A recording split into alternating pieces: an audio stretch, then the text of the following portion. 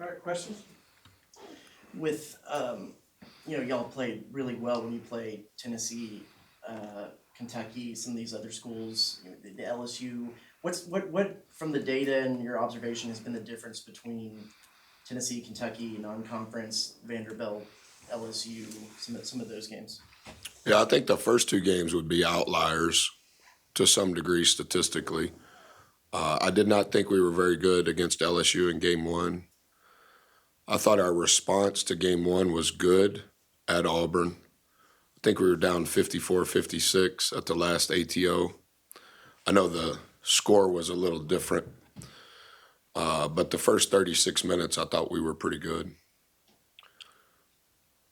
Game three, we won by 2 possessions at home over Kentucky. Game four, at Arkansas, lost by a possession. Game five, beat Missouri at home by 2 possessions. Game 6, lost to Ole Miss by 1 possession.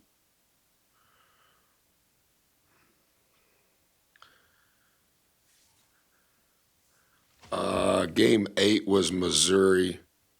Excuse me. Let me back up.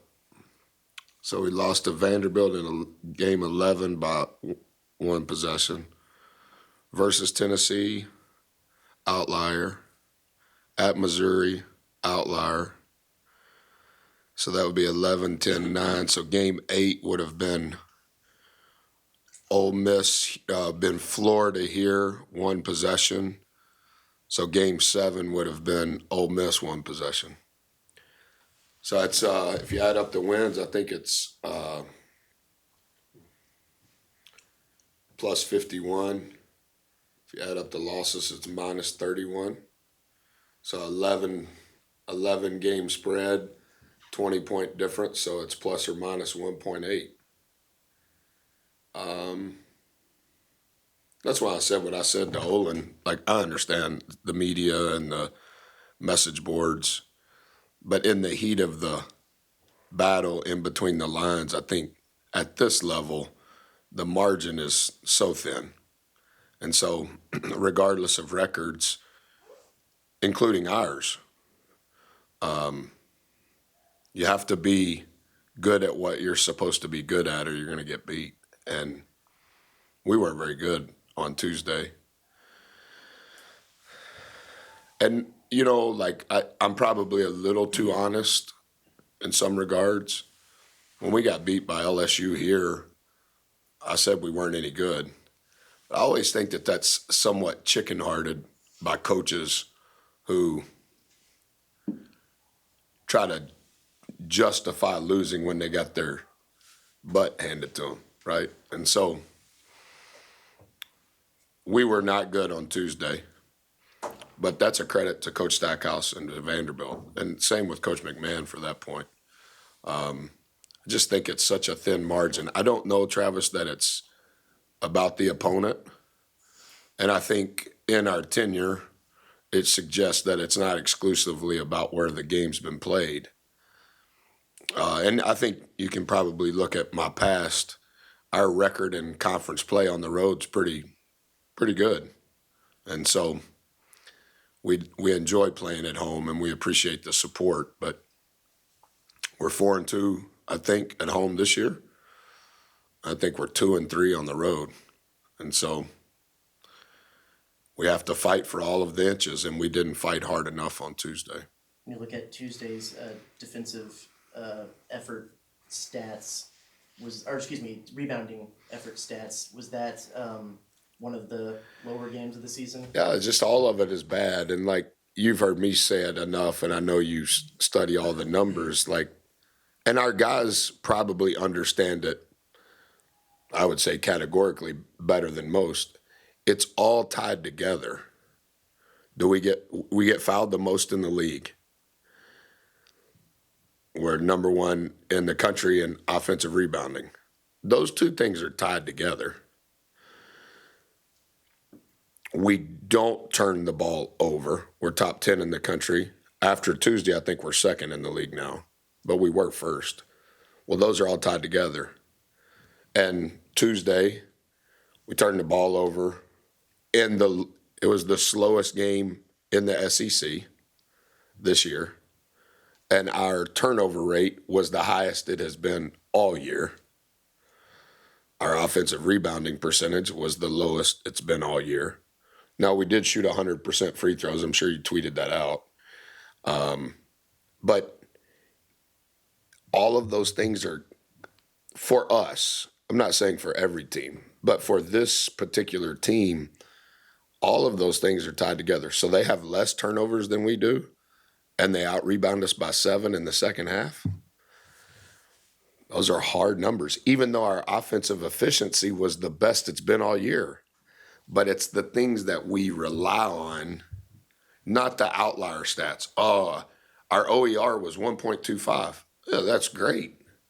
But the things that we're built on that are a part of our recipe, we were not good at.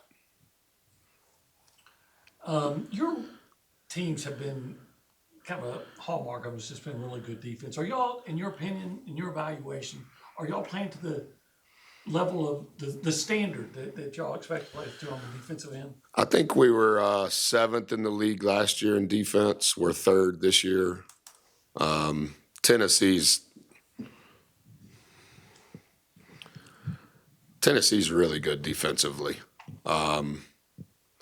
They're top 5 nationally. We're 3rd. I think the thing that's helped us in conference play defensively is we've done a good job on the defensive glass. We're number 1 in defensive rebound percentage. Last year we finished 7th in overall defense in the league. I think we were 11th in defensive rebounding. We have not been good here until this year in defensive rebounding. That we're first. Are we really first? Through 11 games we are. I think tomorrow will be a big test on that. We're first in offensive rebounding. They're 3rd. We're first in defensive rebounding. So I think that'll be some of the tension that happens tomorrow. But are we the 3rd best defensive team? We're in the mix. The numbers say that we are. I think one of the things that's helped us this year in comparison to the first 4 years is we're doing a better job on the defensive glass. They've won 8 of their last 10, I think 5 of their last 6, just what makes Alabama so good. Oh, they're so good. A litany, a long list. They have the best offense in the country, most efficient offense in the country, fastest offense in the country. They shoot more threes than anybody in the country.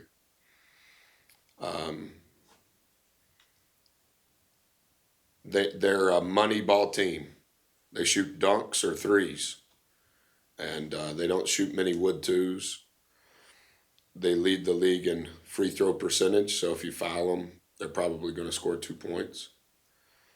I think they've scored 100 points or more 7 times, including the last time they played. We've only lost once at home in non-conference. They've always been ultra talented, lottery pick talented. But I think this year there's more guys on the floor more often, not necessarily that put stress on you because of their talent. They put stress on you because of their style of play, and all of them are money ball guys. One is first team all conference. He's rated the highest guard in the league. So he's a little bit of an outlier because he does so much. I actually think 55 is a little bit of an outlier because he's so good off the bounce. They pretty much play 7 guys. The 8th and 9th guy will play spot minutes. But they have 5 guys that don't have a position that are going to shoot threes or score at the rim. And so they put a lot of stress on you from the very beginning. And I also think that they're better this year, and I know they won the league last year, but they're doing a great job on the offensive glass. And so not only are they putting pressure on you in regards to pace and scoring threes, but they're 3rd in offensive rebounds in the league. So that's a little bit different than what they've been I guess we didn't play them during COVID. Year 1, we played at their place. Year 2, we didn't play them. Year 3, we played them at their place. And last year, we played them in the last game of the season. And then we played them in the championship. Yeah, so I would have to look back, but I don't think that they've ever had this prowess from an offensive rebounding standpoint. And I think that that's, in addition to how they've always played, made them even better. Y'all had a couple of really good shooting games in a row, maybe even 3 if you go back to the second half against Missouri. Had some issues early. Do you feel confident that y'all kind of turned that corner? I would like to say we have, but then we missed the street we were driving on in Nashville. Yes, we need to improve in that category, and it does help us. It makes us better. It's not as stressful, but we have to do all of those other things because despite the best numbers of the year offensively, Tuesday night, we still lost because we didn't do the things that we know that we have to do. And I wanted to ask you about, do road games concern you because maybe some teams have issues on the road, or is it as simple as it's hard to win against a team at home in the SEC? Yeah, I would say some teams have drama on the road. I don't, maybe we have drama, I'm just unaware of it. I don't think we've had any drama on the road in the time that we've been here. We've done pretty good on the road. I do think that it's hard. I think it's become, with the new model of athletics, I think you would find that this season has been an outlier thus far in the last decade on the percentage of wins on the road. Is that accurate? I believe so, yeah. I think it's staggering, actually. Not ours. We've won 40% of our road games in SEC play. We've won more than that overall, but it is hard, but it's almost the cumulative effect, I think, right? It's do you play Wednesday, Saturday, Tuesday, and you work 9 days in a row? When is your bye? You may get your bye in the 5th week of the season. You may get your bye in the 8th week of the season. So I think how is your roster in regards to depth? How's your roster in regards to injuries? I think there's a lot of variables other than just what's the final score. But I do think that the league has become better and better with each passing year. And I also think included in that, I don't know how many of the arenas that you've been in the SEC for basketball, but there's some really cool places to play if you're a fan, not if you're the opponent. But playing at Tennessee, unbelievable environment. Auburn may be as good as there is in the country. Kentucky obviously has a lot of historical history behind it. But I actually think Reed's changed in the time that we've been here. What it was in year 1. I think we played Gonzaga. They were the first-ranked team we played. I think they beat us by almost 50. And the environment in that game versus the environment that was here against Tennessee, just a completely different environment. So I think everything's improved, which has made it more difficult. Do you feel like y'all's recipe plays better, and really I like to play defense, plays better against teams that do play with a higher tempo, that you can bend the game a little bit more in that way than, because I know y'all aren't the slowest team, but when you do the faster teams, it's easier to bend it. Yeah, so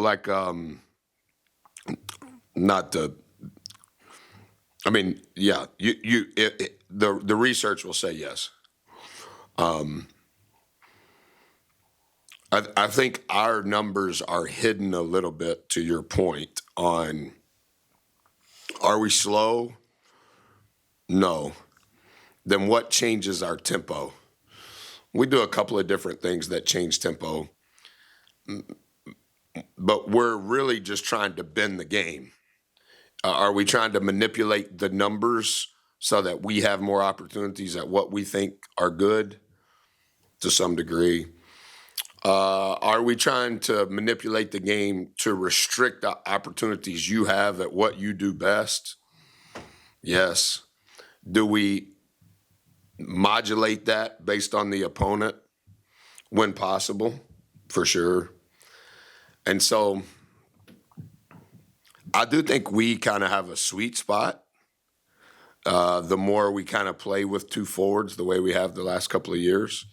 I think I'm more attuned to that than I was maybe the first time I met you when we were playing with 4 guards and Nebo. So I think there is kind of a vibe on that. We do need to bend the game towards our tempo. I mean, they're literally the fastest team in the country and the first in efficiency, first in threes attempted. Like, if we tried to play their game, we have no shot. And I mean that respectfully towards our players. We didn't recruit our players to play like that. They recruit to do that. They don't have necessarily position guys. Hey, can you shoot layups and make threes? And then what they do defensively kind of disguises their ability to play with 5 guards to some degree. All right. Sounds like that's a wrap.